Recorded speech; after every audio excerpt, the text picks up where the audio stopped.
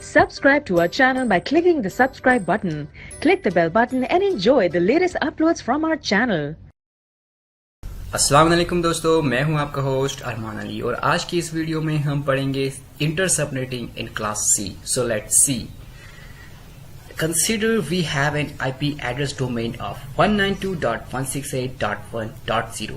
Our domain system consists of a host belonging to two separate subdomains. Each subdomain requires anonymous management.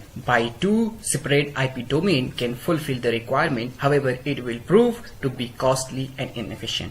Keeping subnetting in mind, it can prove an efficient way to meet our requirement and keeping things cost effective as well. Communication will take place among the PCs of the same subnet. However, the two subnets cannot communicate with one another. For this purpose, we use a router. Make two subnets each forming a switch network of own. Each subnet will be used IP address range of 2 and 3 respectively as given in the tables. Here each subdomain consists of 3 PCs each.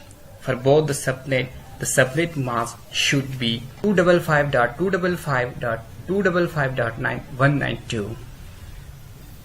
Now it's time to go for practical work in Cisco Packet Tracker. So let's start the video.